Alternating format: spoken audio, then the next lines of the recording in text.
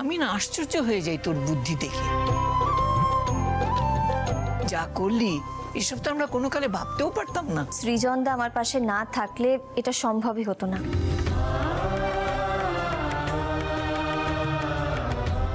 সৃজনদা ছিল বলেই আজকে আমি পুটিকে ওখান থেকে উদ্ধার করে আনতে পেরেছি। এই সব কিছু সম্ভব হয়েছে সৃজনদার জন্য।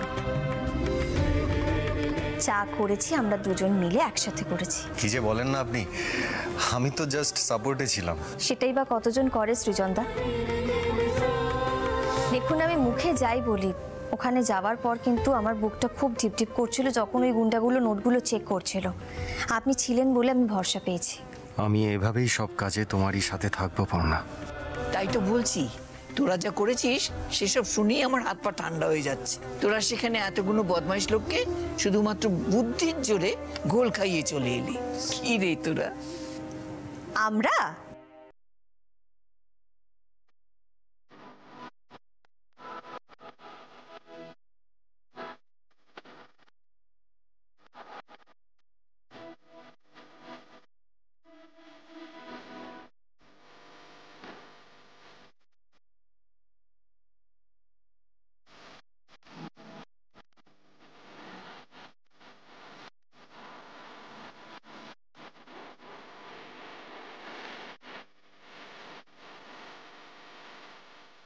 ঠাকুর, দত্তবাড়ির এই আনন্দ যেন কখনো না ফুরোয়।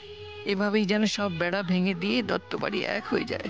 দত্তবাড়িতে আগের মতোই হাসি খুশি দিনগুলো ফিরিয়ে দাও ঠাকুর।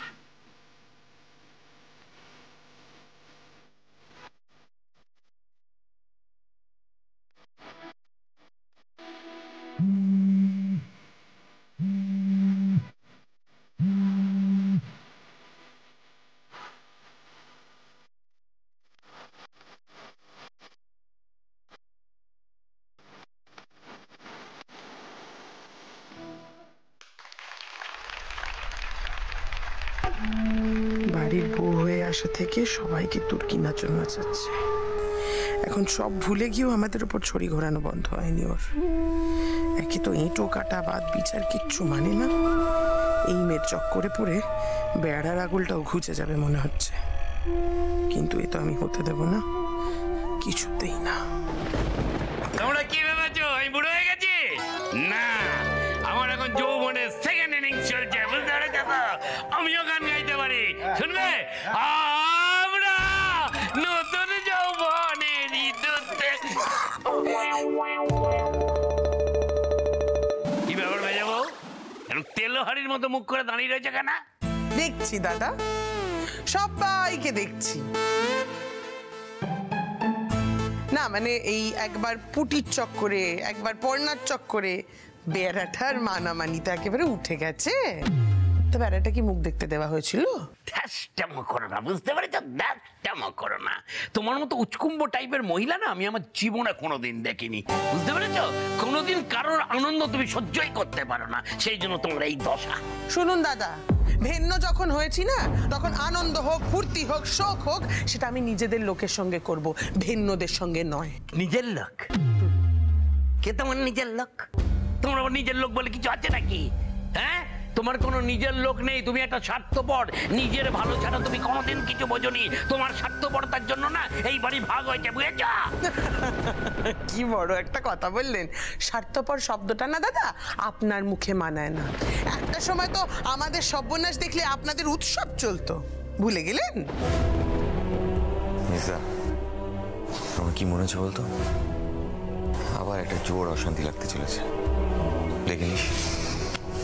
আরেকটা কথা শুনুন দাদা, আপনার এই ফুর্তি ফার্তা আনন্দ যা যা করার আপনার নিজের ভিটেতে দাঁড়িয়ে করবেন, আমার ভিটে নয়। এই ধ্যাসটামো করো না মেজো বউ, শোনো, এই বেড়া পেরিয়ে এপারে আসতে না আমার বয়ে গেছে। আমি মেজোকে তো বলেইছিলাম, আমি শুধু। ছাড়ুন তো, আপনার বাজে গল্পগুলো রাখুন আপনি। আহ কাকিমা, জেঠু আপনারা কি করছেন বলুন তো? মুহূর্তের মধ্যে আনন্দের পরিবেশটা একেবারে গম্ভীর হয়ে গেল। একদম ঠিক বলেছো, এটাই তো সমস্যা। মা একটুখানি চুপ করো না, থামো না প্লিজ। কেন রে? আমি কেন থামবো? বলি আমি তো নিজের ভিটে দাঁড়িয়ে কথা। চুপ করো তোমরা, রেহাই দাও আমাকে। এই ভিটে আমার 7 পুরুষের, তোমাদের নিজেদের মধ্যেই খেয়েও খেয়েটা বন্ধ করো এবার। আমার নিজের গালে নিজে জুতো মারতে ইচ্ছে করছে।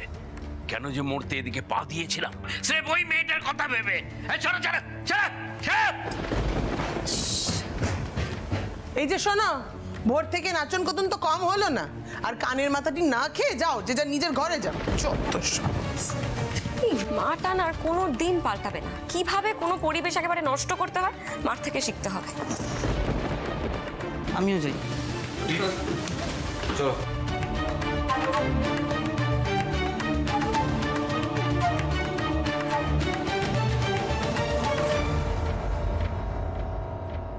দিদি ভাই, তোকে আমি নিজেরই ভাবি রে।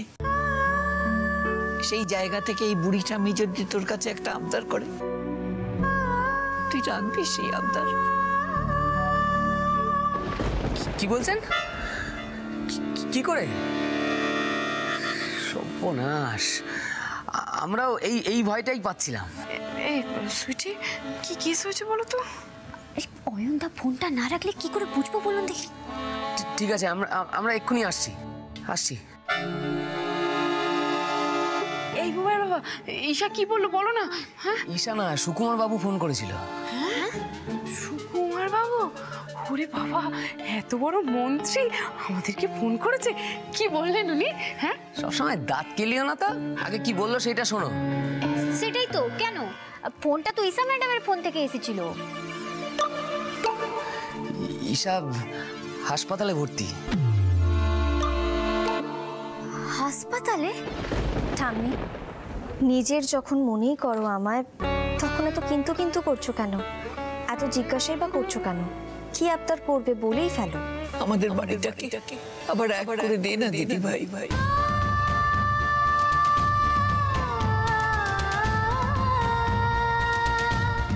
আমাদের বাড়ির এমন অবস্থা কোনোদিনও ছিল না রে।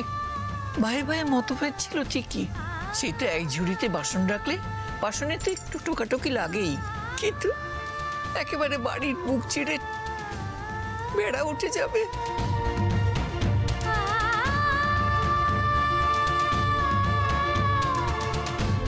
এই যে আমাকে বড় কষ্ট দিচ্ছে দিদি ভাই, দত্ত বাড়ি ভাগ হয়ে গেছে, এ আমি মেনে নিতে পারছি না। ভেতরে ভেতরে গুমড়ে মরছি। এত কষ্ট পেও না ঠাম্মি।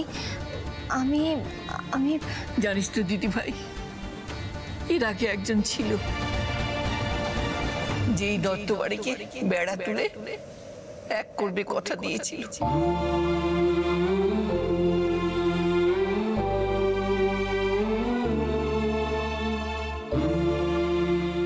এই বেড়া তো আমি তুলবই।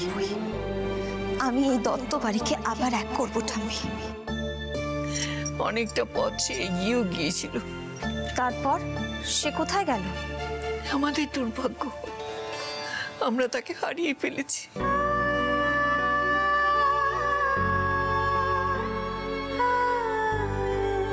যাকে সে কথা, কিন্তু এখন এই দায়িত্ব আমি তোকে দিতে চাই দিদি ভাই।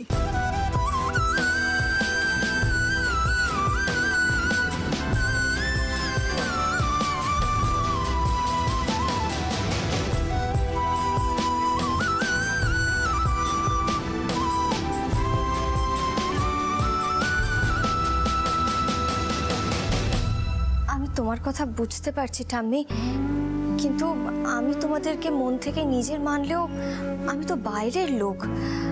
আমি কি করে দায়িত্ব নেব বলো তো? তাছাড়া আমার কথায় বাড়ির লোক শুনবেই বা কেন? শুনবে, তুই বললে ওরা ঠিক শুনবে, না শুনে ওদের উপায় নেই। আর শুন, বাইরের লোক বলে কিছু হয় না দিদি ভাই। আত্মার সাথে টান তৈরি হলেই সে আত্মীয় হয়। শুধু বাইরের লোক হলে তুই এত বড় ঝুঁকি নিয়ে পুটিকে ফিরিয়ে নিয়ে আসতিস না। আসতিস বল? তুমি দেখো পর্ণা, এইভাবেই আত্মিক টানে আমরা তোমায় আবার দত্তবাড়ির সেই আলোকপর্ণা দত্ত করে তুলব। দিদি ভাই, আমার তো চুল পেকে গেছে, অনেক কিছুই দেখলাম জীবনে। আমি মানুষ চোখে দেখতে পাচ্ছি সামনে আরো খারাপ দিন আসছে দত্তবাড়িতে। ভেতরে ভেতরে ক্ষয় ধরেছে এ বাড়িতে। এ বাড়িকে একসাথে বাঁধতে না পারলে বাড়ির সবাই এধার ওধার নানা কিছু করে বেড়াবে। এ বাড়ি ভেঙে যাবে দিদিভাই। এই বুবাই বাবা কি বলছে মনে হচ্ছে না আমাদের নামে? কি আমরা নাকি কোথায় বেড়াই টেড়াই এসব? আরে আমাদের কথা বলছে না, বুড়ি এমনি জ্ঞান দিচ্ছে। এখন চলো না এখানে দাঁড়িয়ে না থেকে পণ্যার ব্যবস্থা এসে করছি। এসো। শোন দিদিভাই, আমি চাই এ বাড়ির সবাই এক হয়ে যাক, এই উঠোন এক হয়ে যাক, উঠে যাক বেড়া। আমি হয়তো তখন থাকবো না, আমার হয়তো দেখে যাওয়া হবে না, কিন্তু তুই এবারে কি বেঁধে দিয়ে যাস। ঠাম্মি, তুমি যদি এমন করে কথা বলো না তাহলে কোনো আবদার কেন, আমি তোমার কোনো কথাই শুনবো না। তুমি যে আমার উপর এত বড় একটা দায়িত্ব দিলে ঠাম্মি, আমি তোমার সেই আবদার পূর্ণ করতে পারলাম কি না সেটা দেখার জন্য তোমার থাকতে হবে না। কিন্তু এই কাজ আমি একা করতে পারবো না তোমার সাহায্য না পেলে।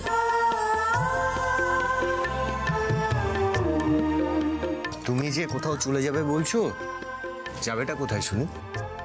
তোমাকে কোথাও যেতে দিলে তো তুমি যাবে বুড়ি। তোমাকে না একেবারে জাপটে জড়িয়ে থাকবো, বুঝলে?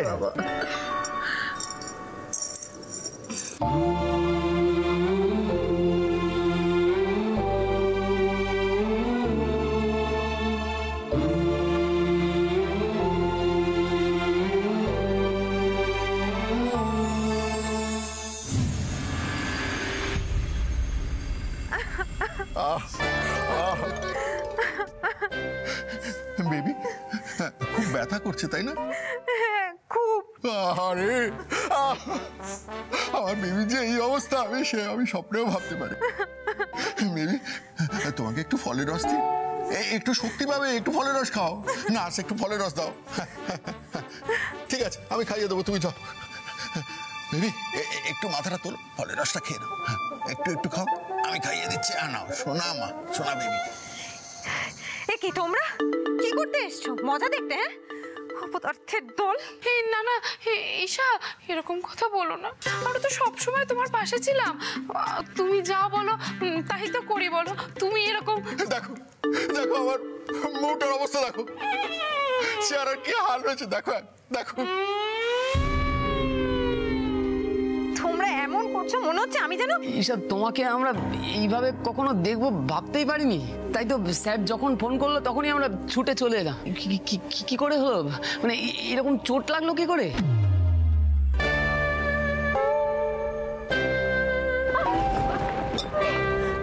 এত সেজে গুজে গাড়ি চড়ে চিটিংবাজি করে বেড়ানো হচ্ছে। কি বলছেন কি আপনারা? ফালতু জালিমেও একটা। ভেবেছিলাম যা টাকা পেয়েছি দুদিন ভিক্ষা করবো না, আমাদেরও নকল নোট দিল। চট চট না চিঠি বাজো।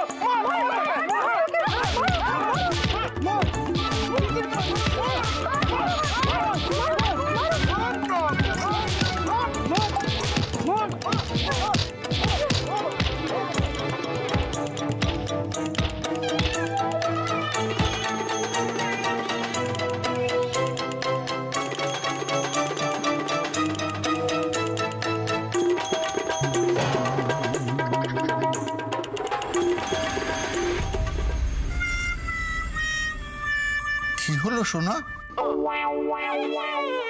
আবার ঘটনাটা মনে পড়ে গেল। অয়নদা, মমিতাদি, তোমরা তো জানোই আমার হলো দয়ার শরীর। আমি কারোর দুঃখ কষ্ট একদম দেখতে পারি না। একটা বিশাল বড় বিল্ডিং এ বিরাট আগুন লেগেছিল, সেখানে একটা বাচ্চা মেয়ে আটকে পড়েছিল। আর আমি এদিক সেদিক ছুটে একটা মই জোগাড় করলাম বাচ্চাটাকে বাঁচানোর জন্য। মই বেয়ে আমি উপরে উঠলাম, বাচ্চাটাকে বাঁচিয়েও ফেলেছিলাম, কিন্তু নিজেকে আর বাঁচাতে পারলাম না, পা পিছলে পড়ে গেলাম।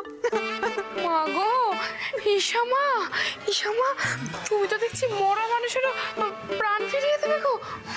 কি ঈশা, তুমি দেবী। তোমার মতো একজন মানুষকে পাশে পেয়ে মানে আমি তো ভাবতেই পারছি না। চুপ করো তো, আমার প্রশংসা পরে করবে। আগে এটা বলো যে পর্ণা নকল টাকা দিয়েছে, তোমরা সেটা জানতে? আমরা তো কি আমরা তো জানতে যখন জানাওনি কেন? আমরা যখনই জানতে পেরেছিলাম তখনই তো ফোন করলাম, তুমি তো ফোনটা ধরছিলেই না। ঈশা মা, তুমি ফোনটা ধরছিলে না কেন? তখন আমরা কত টেনশনে পড়ে গেছিলাম।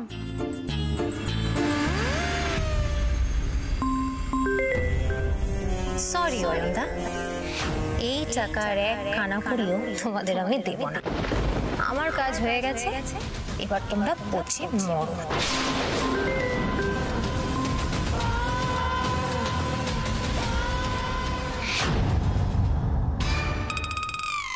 এই রে, নিজে মুখে আর কি করে বলি, চোরের উপর বাটপাড়ি করতে গিয়ে এ তো আমার নিজেরই পড়শি গেলার মতন অবস্থা।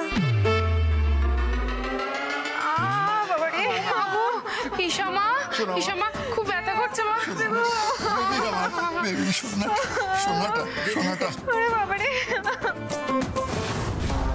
পর্ণা, তোর জন্য আমার যা হেনস্থা হলো, এর খেসারত তো তোকেই দিতে হবে।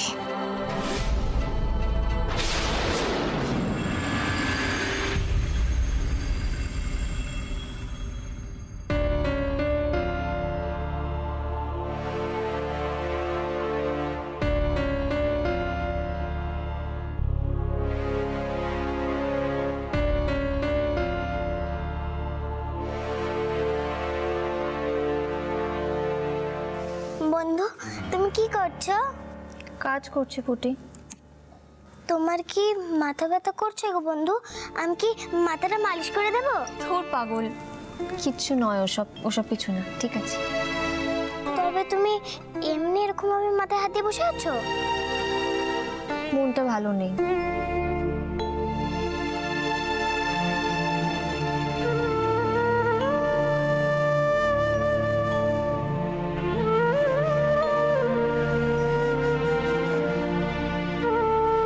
মায়ের মনটা খারাপ, বাবাকে তাড়াতাড়ি করে জানাতে হবে। এই পুটি, পড়ে যাবি, আসতে যা।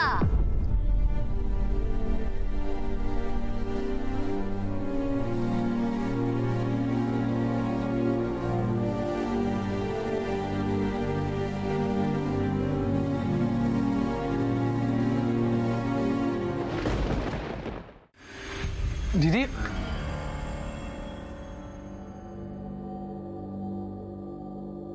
কি হয়েছে আপনার? পুটি বলছিল আপনার নাকি মন খারাপ।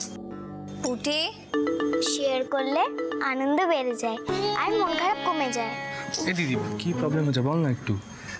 দেখুন, আপনি নিজের ভেবে যদি না বলেন তাহলে কিন্তু আমরা খুব দুঃখ পাবো। একদমই। আরে বাবা সৃজনদা, ব্যাপারটা তেমন নয়। আসলে আমি না মাস্টার্সের জন্য অনেকগুলো ইউনিভার্সিটিতে ফর্ম ফিল আপ করেছিলাম, অ্যাপ্লাই করেছিলাম, কিন্তু চারটি ইউনিভার্সিটি থেকে আমার ফর্মটা রিজেক্ট করে দিয়েছে। কেন সেটাই বুঝতে পারছি না। কেস করেছে, এই সার্টিফিকেটগুলো তো নকল। এই রে, এবার দিদিকে মাস্টার্সে ভর্তি হওয়া থেকে আটকাবো কি করে? আরে তাতে কি হয়েছে? এত ইউনিভার্সিটি আছে, কোনো না কোনো ইউনিভার্সিটিতে আপনার অ্যাডমিশন হয়ে যাবে, আপনি চিন্তা করবেন না। সৃজনদা, সমস্যাটা কিন্তু সেটা নয়। আমার খারাপ লাগছে কেন জানেন তো? আমার রেজাল্ট তো ভালোই, তারপরেও কেন? রেজাল্ট ভালো শুধু না, দিদির তো গ্র্যাজুয়েশনে ফার্স্ট ক্লাস ছিল, জানো সৃজনদা? এই পিকলু, তুই দেখছিস একই ইউনিভার্সিটি থেকে আমার ফর্মগুলো রিজেক্ট করে দিচ্ছে, তুই আর কি মারছিস? ও মা, আমি আবার ইয়ার কি কখন মারলাম? আচ্ছা এইসব ছাড়, বলছি যে তুই কি নিয়ে পড়বি ঠিক করেছিস? Mass communication. হ্যাঁ হ্যাঁ, দেখুন আমার মনে হয় আপনি মাস কমিউনিকেশন নিয়ে মাস্টার্স করলে ভালো হবে। চাকরি বাকরির অনেক স্কোপ আছে, আর তাছাড়া আপনি এত ভালো কথা বলেন আর আপনার ইনস্ট্যান্ট বুদ্ধিও কাজ করে। আমার মনে হয় আপনি খুব ভালো জার্নালিস্ট। সৃজনদা, এখানে তো সাবজেক্টটা ফ্যাক্টর নয়। যদি কোনো ইউনিভার্সিটিতে আমার অ্যাডমিশনই না হয় তাহলে আমি পড়বোটা কোথায়? বন্ধু, তুমি মন খারাপ করো না, চলো আমরা খেলি, খেললেই তোমার মন ভালো হয়ে যাবে। চলো। আচ্ছা যাচ্ছি, চলো চলো। সৃজনদা, এরকম চলতে থাকলে দিদি ডিপ্রেশনে চলে যাবে। হ্যাঁ বুঝতে পারছি পিকলু, কিন্তু সত্যিটা বলারও তো উপায় নেই। পড়ার সব সার্টিফিকেটগুলোতে জন্মসাল তারিখ সব গন্ডগোল করা আছে। ও তো বুঝতে পারছি, কিন্তু সত্যিটা ওকে বোঝাই কি করে? ওকে কি করে বোঝাই যে ওর নাম্বারের জন্য না, ওর তারিখের জন্য ওকে ইউনিভার্সিটিগুলো অ্যাকসেপ্ট করছে না? আচ্ছা, চেষ্টা করলে কাজটা একজন করতে পারেন। কে? বাগচি স্যার। একমাত্র উনি কোনো না কোনো ব্যবস্থা করতে পারেন। আমাকে একবার ওনার সঙ্গে কথা বলতে হবে।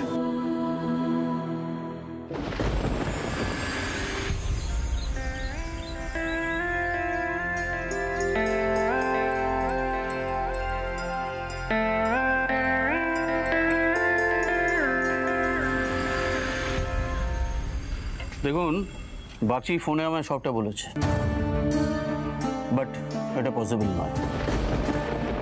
বাপচির সাথে আমার বহুদিনের পরিচয়। ও বারবার বলেছিল বলেই আমি আপনাদের সাথে দেখা করলাম, but it is আটারলি impossible. Sir, আমরা খুব বিপদে পড়ে আপনার কাছে সাহায্য চাইতে এসেছি। স্যার প্লিজ এইভাবে আমাদের ফিরিয়ে দেবেন না। একটা ব্যাপার বোঝার চেষ্টা করুন, আমার দিকটা একটু দেখুন। এই সার্টিফিকেটে সমস্ত ডেট সাল ভুল। এর ভিত্তিতে আমি যদি ওকে অ্যাডমিশন দিই তাহলে আমি বিপদে পড়ে যাব। না না, এভাবে সম্ভব না। স্যার আমি বুঝতে পারছি আপনি যেটা বলতে চাইছেন, কিন্তু বিশ্বাস করুন ওর মার্কশিটে ওই সাল তারিখ এসব ভুল থাকলেও ওর রেজাল্টে কিন্তু কোনো গন্ডগোল নেই।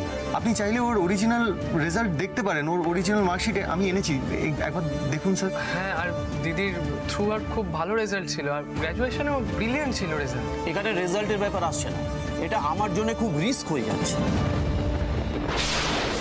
স্যার এই অ্যাডমিশনটা না হলে পর্ণা খুব ডিপ্রেশনে চলে যাবে। ম্যাডাম প্লিজ একবার বলুন না। প্রমোদবাবু, আলোক পর্ণার একটা সিভিয়ার অ্যাক্সিডেন্ট হয়ে গেছে। আমি অ্যাজ এ ডক্টর আপনাকে একটা স্পেশাল রিকোয়েস্ট করছি, হিউম্যানিটারিয়ান গ্রাউন্ডসেই না হয় আপনি আলোক পর্ণার একটা অ্যাডমিশনের ব্যবস্থা করে দিন। আসলে কি জানেন তো, এই অবস্থায় কোনো রকম মানসিক অবসাদই কিন্তু পর্ণার জন্য মারাত্মক হয়ে যেতে পারে। স্যার পর্ণা আমার স্ত্রী, আমরা সবাই মিলে প্রাণপণ চেষ্টা করছি ওকে বাঁচানোর, মানে ওকে আগের মতো করে তোলার চেষ্টা করছি। তাহলে ওকে সবটা বলে দিচ্ছে না কেন? সেটা যদি পসিবল হতো প্রমোদবাবু, আমাদের তো এত কিছু করতেই হতো না। আসলে আমরা যদি পর্ণাকে জোর করে কিছু মনে করাতে যাই না, ওর ব্রেন ডেথ পর্যন্ত হয়ে যেতে পারে। কি বলছেন কি? সেই জন্যই তো আপনার কাছে আসা। স্যার প্লিজ আপনি হাত তুলে নেবেন না। সবচেয়ে কাছের মানুষটাকে সবচেয়ে দূরে চলে যেতে দেখলে আপনি কি একবারও আটকানোর চেষ্টা করতেন না? স্যার অনেক ভরসা করে আপনার কাছে এসেছি। পর্ণার কিছু হয়ে গেলে আমি বাঁচব না স্যার। প্রমোদবাবু শুনুন, লিগালি কিন্তু কোনো কিছু আটকাবে না, আমি এটার জন্য গ্যারান্টি দিচ্ছি। আর পর্ণার রেজাল্ট নিয়ে কিন্তু এখানে কোনো রকম গন্ডগোল হচ্ছে না। আর অ্যাজ এ ডক্টর আমি বলছি, আমি না হয় একটা মেডিকেল রিপোর্ট দিয়ে দেব, যাতে কোনো রকম কোথাও এ ব্যাপারে কোনো সমস্যা না হয়। একটু ভেবে দেখুন স্যার, আমি বুঝতে পারছি আপনার কাছে বিষয়টা খুব অদ্ভুত লাগছে, কিন্তু একবার আমাদের কথা আর আমার দিদির কথাটা একবার ভেবে দেখুন স্যার, প্লিজ স্যার। জানেন তো, আমাদের একটা মেয়ে আছে, খুব ছোট। ও অনেক আশা করে বসে আছে যে ওর মা ওর কাছে সুস্থ হয়ে ফিরবে। স্যার প্লিজ প্লিজ একবার চেষ্টা করুন, দেখুন না যদি কিছু করা যায়।